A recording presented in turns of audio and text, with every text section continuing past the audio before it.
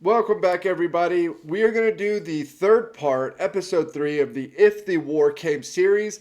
This one is over the naval response. I'm assuming it's called Death on the Sea, so I'm guessing we're going now to the Navy side of things. The last one was the Air Force, and the intro was the one before that. So this has been an incredible series so far, and I'm ready to get into it. So let's just jump in.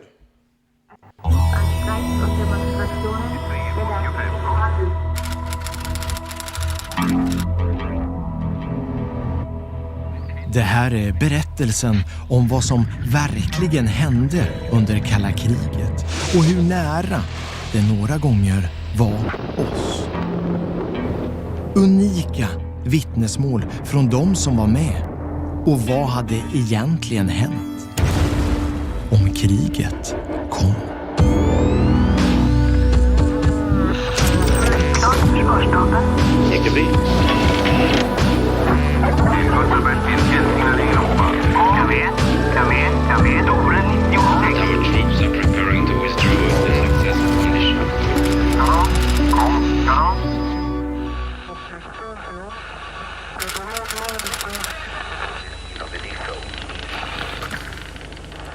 That intro background sounds a little bit like the Sabaton song where they do the gunshots and stuff as the bass and beat throughout the song. It reminded me of that.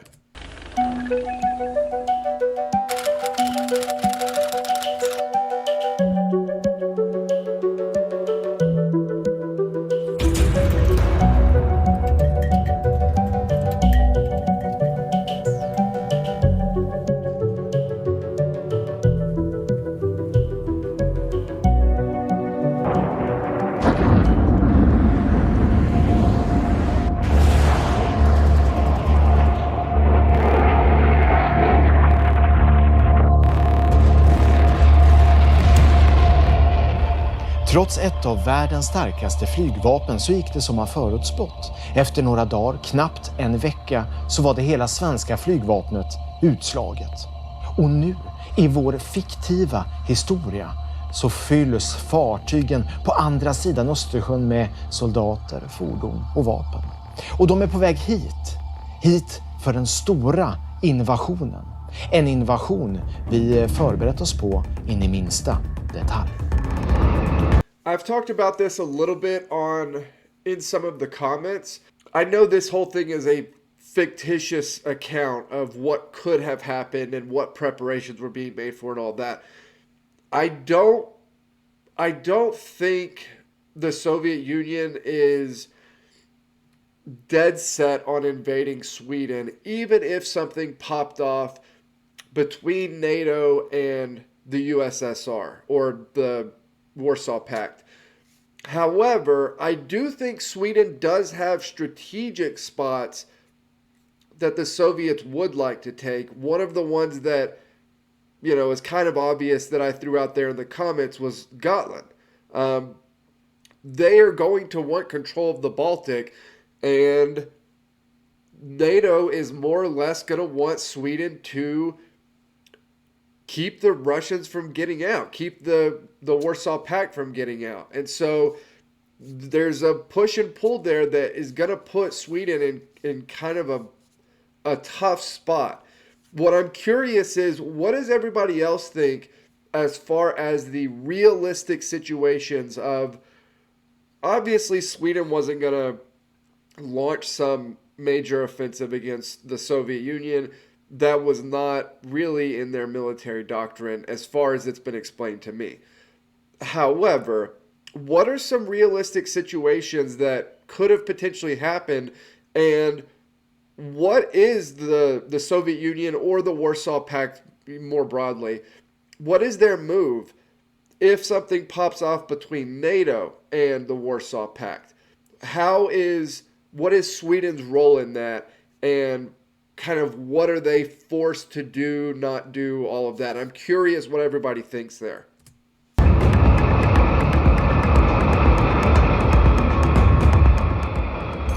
Med vår kust så kommer även en lång skärgård och närheten till öppet vatten. Och det var till havet man nu satte sitt hopp. Man kan säga att skärgården bestod av en civil del och en för de allra flesta dold militär del. Marinen hade ett helt eget kodat navigeringssystem mellan kobbar och skär, hemliga förtöjningsplatser och mängder med förråd och omlastningsplatser. Hela den svenska flottan var anpassad för den grunda, trånga och ofta svårnavigerade skärgården. Och ifrån den skulle man gå ut för att möta en fientlig invasion rakt ut på Östersjön. Kunde man inte stoppa fienden i luften skulle de stoppas på öppet hav. Den i särklass mest anmärkningsvärda anläggningen under kalla kriget är den mytomspunna Muskö. Yeah, somebody has sent me a video over the Musco base. These are, I've talked about it before, the secret hidden bases are incredibly interesting to me. And sometime soon I'm going to do a series over them because they specifically are something I want to know more about.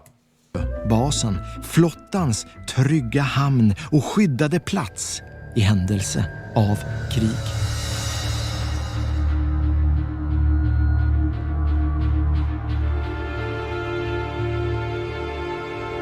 Insprängd i berget till ytan lika stor som Gamla stan i Stockholm.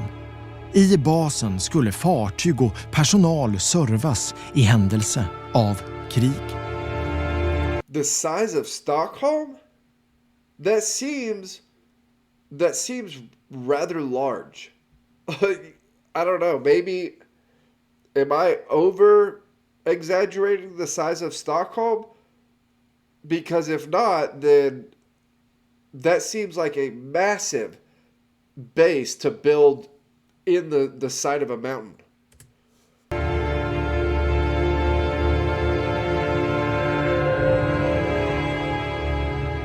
Där inne fanns allt som skulle behövas. Torrdockor, verkstäder, lager, matsal, logement, sjukhus och något annat som verkligen påminner om krigets fasansfulla konsekvenser. Men det återkommer vi till. För nu ska det handla om de som låg längst fram hela tiden och de som skulle ha tagit första smällen om något skulle ha hänt på riktigt ute till havs. Men nere i djupet. Nu 5,5, bäring nu 54, 0,3,5, vänster 3,0.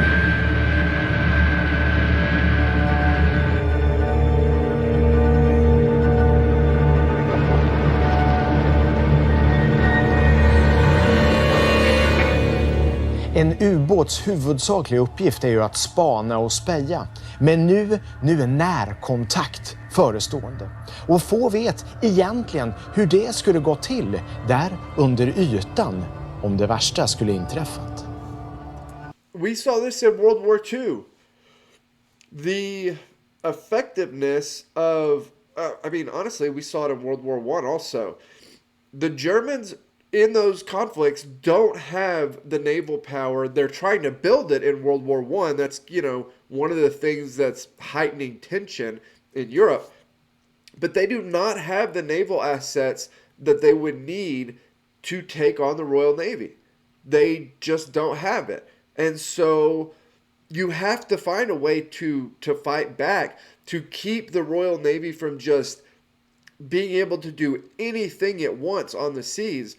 So what's the alternative? Well, submarines were easier to build. They were cheaper. They were relatively ahead of their time, in some kind of interesting ways. And they could sink warships or World War II carriers that cost, 1,000-fold the amount of money that the submarine itself does. And so the the pros and cons, or the balance of power on the seas, starts to get a little bit blurry. It doesn't look so one-sided. Submarines can be massively, massively influential in these sort of big explosive wars where naval combat is a giant part of what the war entails. Det här är Lars Nordenberg och han har tillbringat en stor del av sitt liv under vatten som fartygschef på olika ubåtar. Fartygschefen på ubåt, han är ju sin egen taktiska ledare. Man får ett uppdrag. Sen gäller det att lösa det uppdraget på bästa sätt. Man har ingen att fråga. Alla beslut tar man själv och man gör så gott man kan.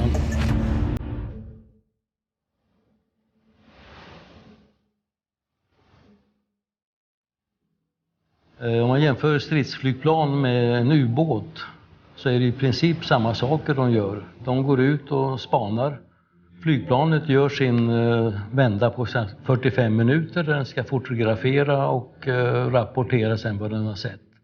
Ubåten å sin sida ligger ute i veckor och spanar 24 timmar per dygn och kan dokumentera, fotografera och spela in allt av intresse.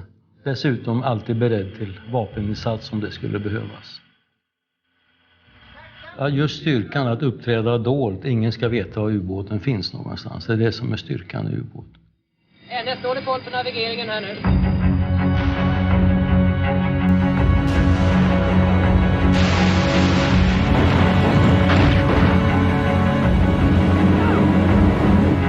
Att man ville förhindra invasionen långt från land är egentligen självklart. Klarade man det så skulle hela det civila samhället förhoppningsvis skonas från krigets vanvett.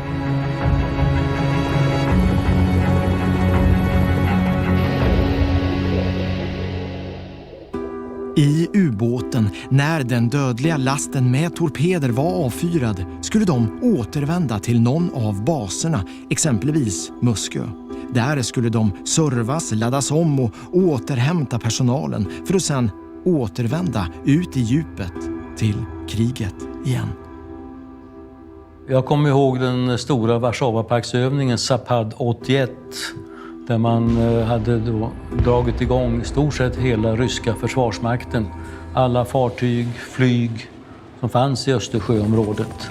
Där gick hela det här stora invasionsföretaget mot Sverige, precis som det skulle kunna varit en invasion, men i sista stund så vek man av och gick mot polska kusten och genomförde landstigningen.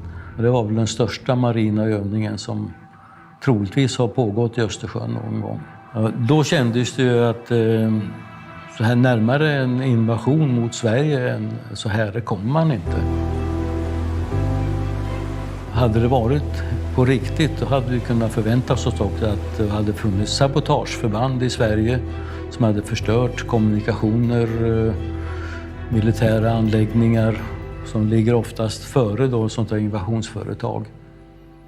Så att då kändes det nära. Honestly, that might be the best way to go about it, because there really was no forewarning. It looks like a general training exercise. If it looks like it could potentially be a lead up to an invasion, obviously everything is going to be set up on the opposing side. Whereas Sweden here is looking at it like it's scary. You don't know for sure. You certainly can't really trust the Soviets, but it's a training exercise. It looks, and everything about it is a training exercise. It kind of could have caught them a little bit flat-footed there if they actually were to do something that way. Och långt inne i Musköberget finns kanske den mest skrämmande av alla rester från kalla kriget. Det här är arkivmaterial från en annan serie vi producerat. Men just det här klippet, har aldrig visats tidigare. Jag måste ju erkänna att jag är barnsligt förtjust i det här. Och tycker att det är väldigt, väldigt häftigt med en stad under jorden och att det är atombombsäkert och allt sånt här. Och det är rätt lätt hänt att man glömmer varför man byggde det och att det faktiskt var en tid då det här var allvar. Och det slås man av här. Yeah, it was a common part of life that you needed stuff like this in certain areas of the world for a pretty long stretch of time. I know I say it all the time, but I just feel like we got real lucky in this stint of time here. Destruktionsugn står det bara.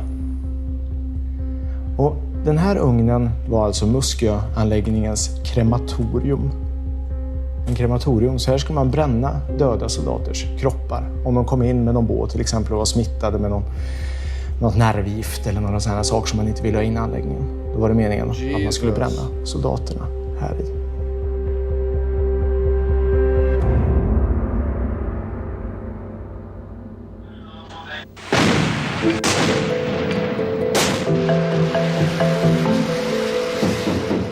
I vår fiktiva historia lyckas flottan inte stoppa fienden ute på Östersjön.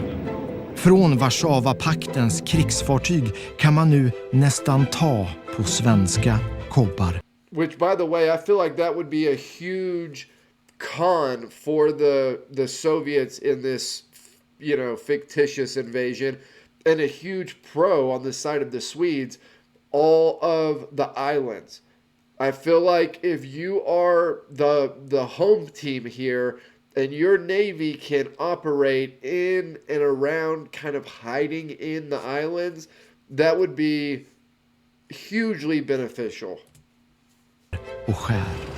En landstigning är nära.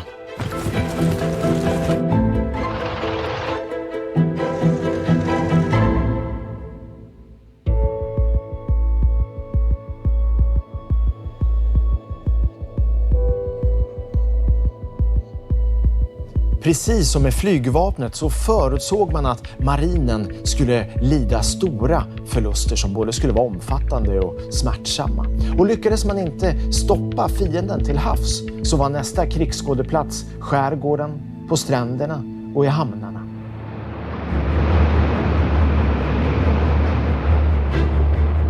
Marinen skulle kunna hålla ut längre än flygvapnet, men man räknade med att de också så småningom skulle slås ut och att hela Musköbasen skulle bombas sönder och samman.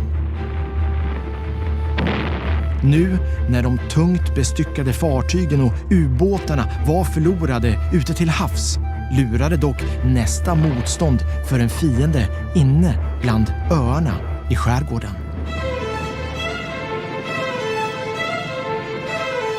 Det var nu kustjägarnas uppgift att försöka störa invasionen så mycket som möjligt.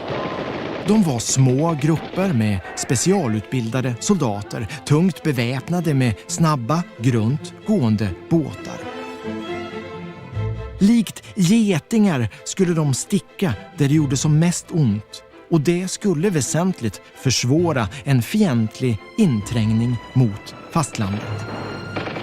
Yeah, obviously I talked about this quite a bit during the Rangers series, but it's really hard. Conventional forces really struggle with these hit and run, guerrilla tactics, hitting supply lines, things like that. Obviously, we saw the Soviet Union struggle with it in Finland. It's hard to keep up with groups like that. They sort of fill the gaps in what conventional armies do well, and they're just hard. They're hard to contend with, especially ones that are well trained and well armed. They're just hard to beat. Trots att fienden redan lidit stora förluster i luften och på vattnet lyckas de nu slå ut motståndet på öarna och närmar sig land. Boende på fastlandet kan nu till och med se röken och elden, höra larmet från krigsskådeplatserna. Döda svenska sjömän börjar flyta i land på klipporna.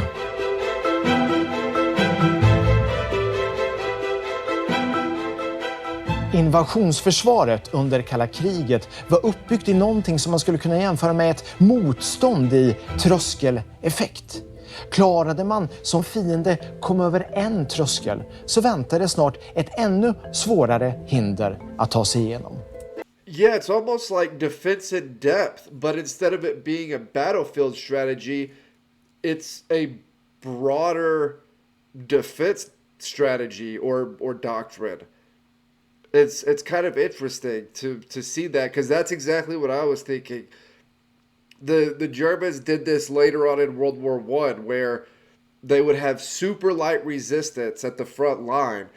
And then if a push broke through the front line, which obviously it could and would, then the further they got in, the more resistance and the more resistance, until eventually you've worn them down, and then they get to a real defensive force, and by that time they're worn down to the nub. So yeah, that's pretty smart. Motstånd i tröskeleffekt var det, ja. Och nu väntar något helt annat för den fiende som vill ta sig i land i Sverige. Nu måste invasionen stoppas. Nu är landstigningen nära och man kan nästan höra sovjetiska kängor på svensk mark. Men innan de fientliga trupperna kan landstiga så måste de passera det kanske svåraste hindret av dem alla. Minor och någonting som kallas för kustartilleri.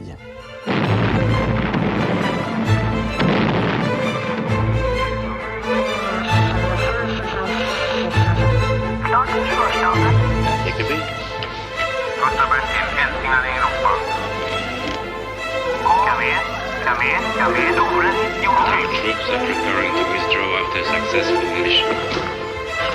Okay.